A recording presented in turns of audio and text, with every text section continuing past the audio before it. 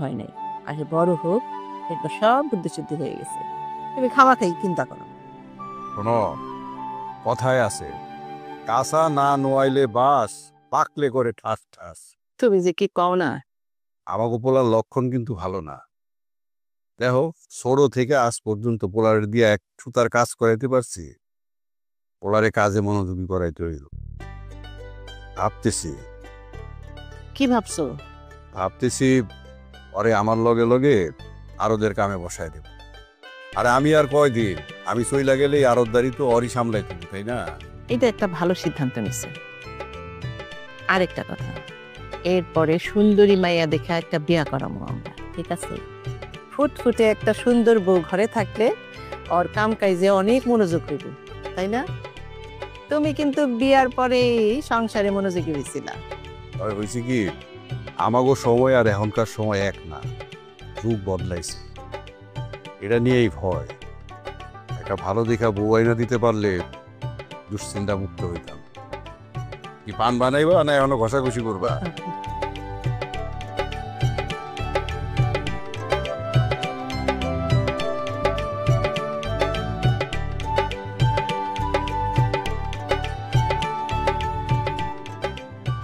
অনেক সুন্দর শাড়ি, তার দামও তো মনে হয় অনেক। আমার মতন চাষার মেয়ে রেখে এই শাড়ি মানাইবো? এসব তুমি কি কইতেছো? তারা এসব মন খারাপ করার কথা আমার একদম দিবা।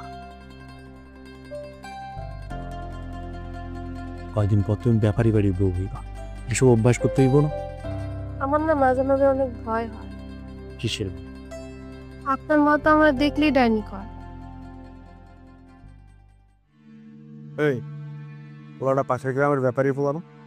আর তুই ওসব মায়ের মনের কথা। তাও শুনতে জানি কেমন লাগে। আমার গ্রামে এসে আমার বিদ্যুতে হাত। ওই চল, একটা ব্যবস্থা করে চলো। শোনো, সব মায়ের কাছেই তার পোলা তোমাকে দেয়, কিন্তু আমার কাছে তোমরা আছে। এই তোরে না কতবার মানা করছি আমগো গ্রামে ইজ্জতে হাত দিবি না? আমি তো অন্যায় কিছু করি নাই। এই এত কথা কিসের? ব্যাপারে পুরানো লয়ে বিচার করতে হইব। ধর আরে ধর। আরে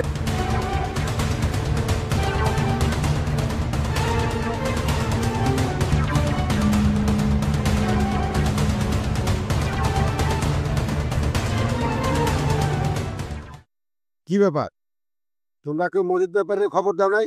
রাত তো অনেক হলো, এই বিচার কখন শুরু করবো? মাদবার সাহেব, খবর তো পাঠাইছি, না আসলে বিচার কাজ শুরু করে দেন আপনি। তাহলে উপস্থিত সবাই কি বলেন? তাহলে কথাবার্তা শুরু করি।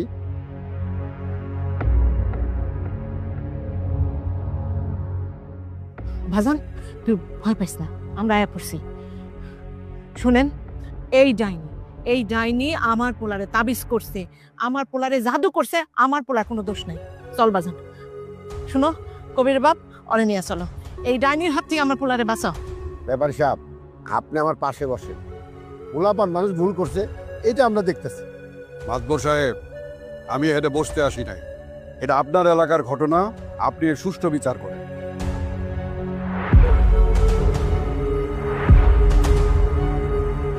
আলহামদুলিল্লাহ, তাহলে তো কোনো ঝামেলা নেব না। আমার একটা কথা আছে, বলেন। এই ফকিন্নির বাচ্চার মাইয়া আমাকে ব্যাপারী বাড়ির বউ হইতে পারবো না। ব্যাপারী সাহেব, এইটা আপনি কেমন কথা বললেন? আব্বা, আমি সেতারারে বিয়া করব। যেখানে তোর বাপ নিষেধ করতেছে সেখানে তুই কিভাবে বিয়া করবি? আমি সেতারারে ভালোবাসি আব্বা। ভালোবাসা?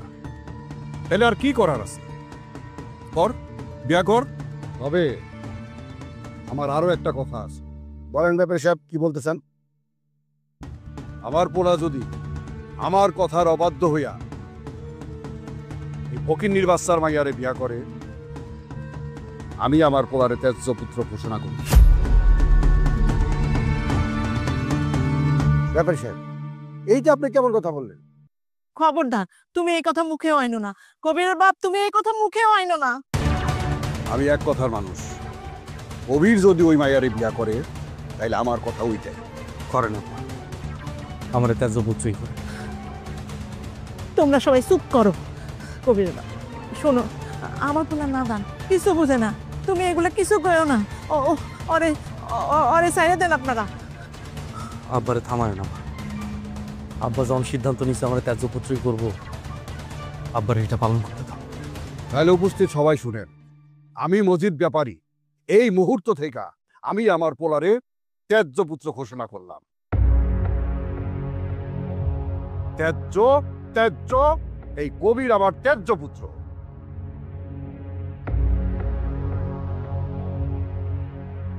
আমি আবারও আপনাদের কাছে ঘোষণা করতেছি, এই পোলারে আমি ত্যায্য ঘোষণা করছি।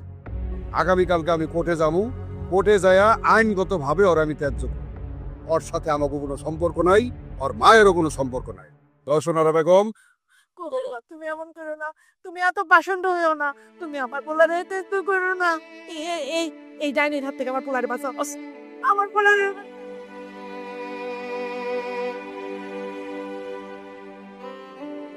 আকাশ মিয়া, ব্যাপারী সাহেব তো তার পোলারে তেজ্যপুত্র করে গেল। এখন তুমি তো বললা বিপদে, এখন তোমার মেয়ের কি হইব? কি আর হইব, আল্লাহ যেটা আমার কপালে লিখা রাখছে সেটাই হইব। আপনারা তাগরে বিয়া দিয়ে দেন। আমি আপনাকে সবার সামনে কথা দিতাছি, মহাজনের এই তেজ্য পুত্র আজকে থেকে আমার নিজের পুত্র হয়ে থাকব। তারে আমি আমার নিজের পুত্রের মতো আদর যত্ন আর ভালোবাসা দিয়ে রাখুন। আলহামদুলিল্লাহ। যাও আকাশ, অগ দুজনের বিয়ের ব্যবস্থা করো, আমরা আসি, চলেন।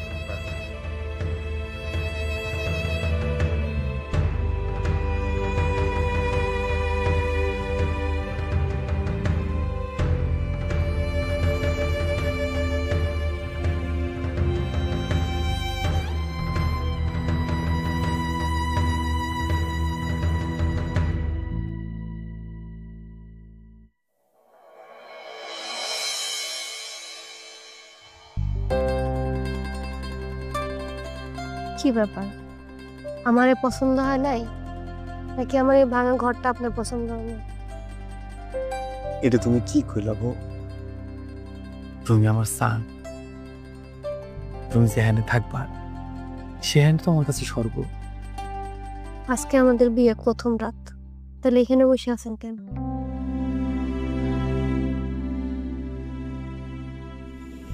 আম্মা পুরো মনে করতেছে,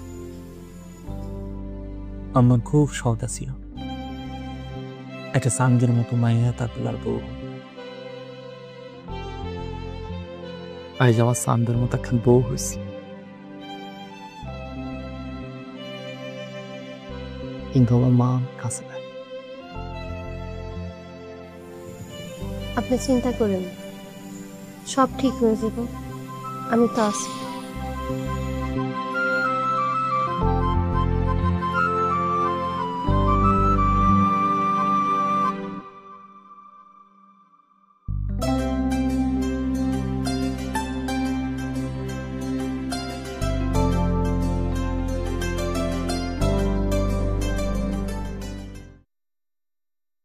কি দিল ভাই, রাতের ধকল কাটছে?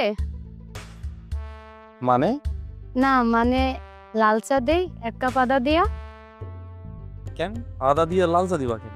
আদা দিয়ে লাল চা খাইলে শরীরের ব্যথা বেদনা একটু কমবে। শালিকা, তুমি কিন্তু খুব দুষ্টামি করতেছো। দুলাভাই লাগে দুষ্টামি করুম নাকি পাশে বাড়ির কাশেম কাকুর লাগে দুষ্টামি করুম? কাশিম কাকু